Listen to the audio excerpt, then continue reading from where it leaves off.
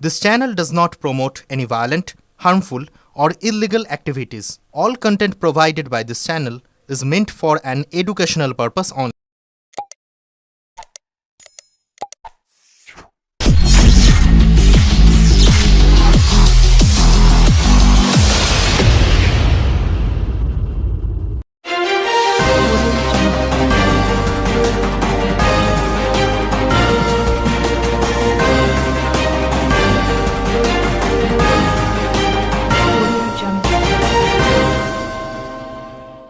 প্রশাসনের নির্দেশ মেনে হলো না অস্ত্র নিয়ে খেলা। প্রশাসনের কড়া নজরদারিতে পালিত হলো মহরম।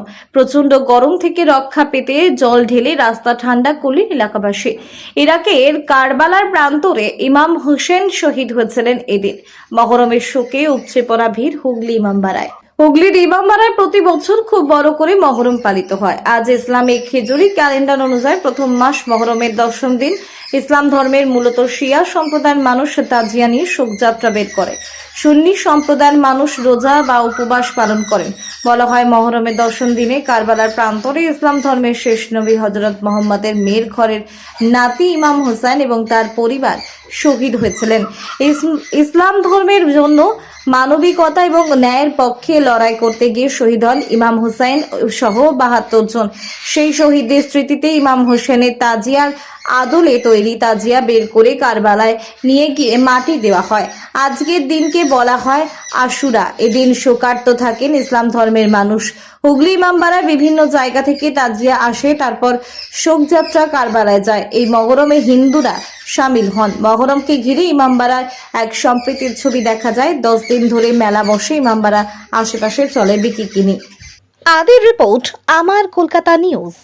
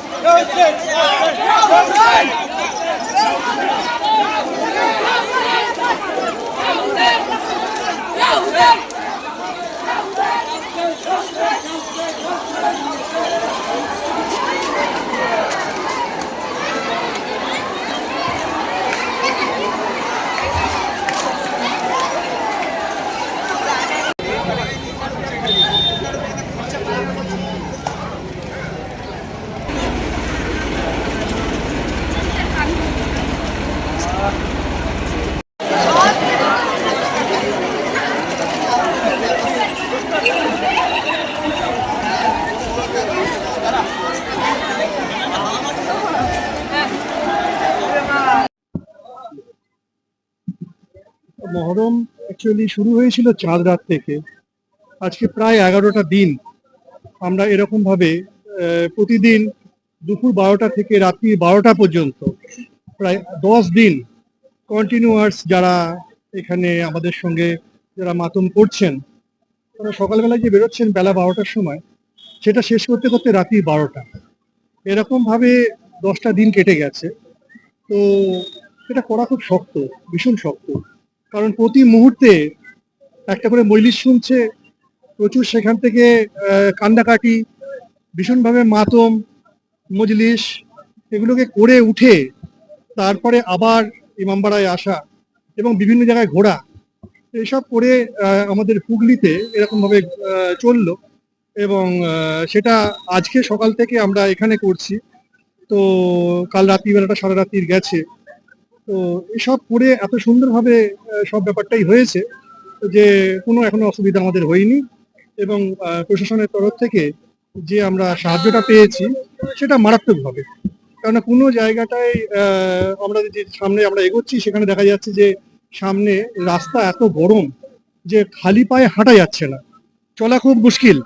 দেখা যাচ্ছে ট্রাক্টরে আমাদের জল রেখে দেওয়া হয়েছে, একটু জল দিয়ে দিচ্ছেন। তো এই যে বেশ কিছু মানে যেখানে 10,000 লোক সেখানে হাঁটছেন, এই 10,000 লোকের সেই পায়েতে সেই গরমটা লাগছে না যারা খালি পায়ে রয়েছেন, তারা দেখা গেল যে তারা একটু আরাম বোধ করছেন। তো এইটুকু সামান্য ভাবা, এই যে ভেবে করে দেওয়া, এটা কিন্তু এবারে আমরা পেয়েছি প্রশাসনের কাছ থেকে। এছাড়া আজকে শুক্রবার নামাজ পর্যন্ত একটুখানি ভিড়টা কম ছিল। নামাজ যাহাটা শেষ হলো তারপরে লোকের আস্তে আস্তে করে ভীষণ ভিড় হয়ে গেছে এবং রাস্তা খুব জ্যাম। তো সেদিক থেকেও আমাদের প্রশাসনের বা মহরম নিয়ে যাওয়ার জন্য কোনো অসুবিধা কোনো জায়গায় কিছু হয়নি। সবসময় আমাদের পুলিশ এবং তার সঙ্গে যে আমাদের মিউনিসিপ্যালিটি পুলিশ এবং সব পুরো প্রশাসনটাই যেরকম অর্ডার দেওয়া হয়েছিল সেই অর্ডারের মধ্যেই সব কাজগুলোই সুষ্ঠুভাবে হয়েছে। আর যেটুকু আমরা আবদার দেখেছিলাম এখান থেকে সেই আবদারটুকুও রেখেছে সরকার, রেখে সবাইকে উনি সুষ্ঠুভাবে এই প্রোগ্রামটা করিয়ে দিয়েছেন। এটুকু ঘটনা। পুরো মহরম কভার করছেন, প্রতি বছরই আপনারা আসেন, আপনাদেরকে খুব ধন্যবাদ জানাচ্ছি। একটা বিষয় মানে খুব গুরুত্বপূর্ণ একটা বিষয় বলি, আমরা প্রশাসনের সামনে বারবার তুলে ধরেছি যে আমাদের এখানকার যে সোশ্যাল বন্ডিং, বিভিন্ন ধর্মের মানুষ, হিন্দু মুসলমান খ্রিস্টান, প্রতিটি ধর্মের জাতি ধর্ম নির্বিশেষে তারা রাস্তায় নিজের বাড়ির বালতি দিয়ে জল ঢেলে রাস্তা ঠান্ডা করছেন, যাতে এই খালি পায়ে হাঁটা মহরমের শোক মিছিলে প্রতিটি মানুষ সে কেউ কষ্ট থেকে খানিকটা যাতে তারা নিরসন পায়। আমরা ইমামবাড়া কমিটি এবং সমস্ত মহরম কমিটির পক্ষ থেকে তাদের প্রতি কৃতজ্ঞতা জানাচ্ছি।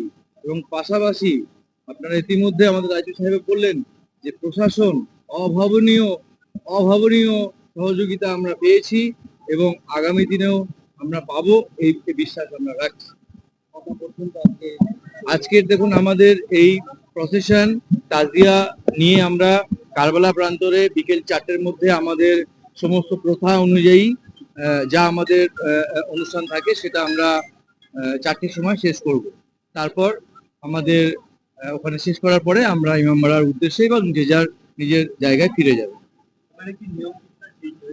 দেখুন নিয়ম চেঞ্জ হয়েছে বলতে আপনার প্রথমে নির্দেশিকা হয়েছিল যে সন্ধ্যে 6টা থেকে 10টা, যাই হোক, কিন্তু বিভিন্ন মহরম কমিটি ইমামবাড়া কমিটির পক্ষ থেকে আমরা আবেদন করেছিলাম যে এটা আমাদের দীর্ঘদিনের একটা যে ট্র্যাডিশন আছে যে আমরা রাত্রিরে পার করি আরো, তো সেই বার্তাকে আমরা আমাদের বিধায়কের মাধ্যমেও এবং প্রশাসনের মাধ্যমেও আমরা পৌঁছে দিতে পেরেছিলাম এবং প্রশাসন সেই বাস্তবতাকে স্বীকার করে রাত্রি 9টা থেকে রাত্রি 1টা পর্যন্ত টাইম এক্সটেনশন করেছেন। তার জন্য আমরা প্রত্যেক মহরম কমিটির পক্ষ থেকে তাদের প্রতি আন্তরিক ধন্যবাদ ও কৃতজ্ঞতা জানাচ্ছি। কথা বলি, আপনি যেটা বললেন শোকযাত্রায় কখনো অস্ত্র ব্যবহার হয় না, এটা স্বাভাবিক ব্যাপার। এখন কিছু কিছু মানুষ প্রতীকীভাবে হয়তো ওই খেলনার ছলে তারা ব্যবহার করতেন, কিন্তু প্রশাসনের নির্দেশিকা অনুযায়ী এবং যেভাবে সচেতন করা হয়েছে তারা প্রত্যেকেই সেই সহযোগিতার হাত বাড়িয়ে দিয়েছে এবং এবার সেটা সম্পূর্ণভাবেই নিরস্ত।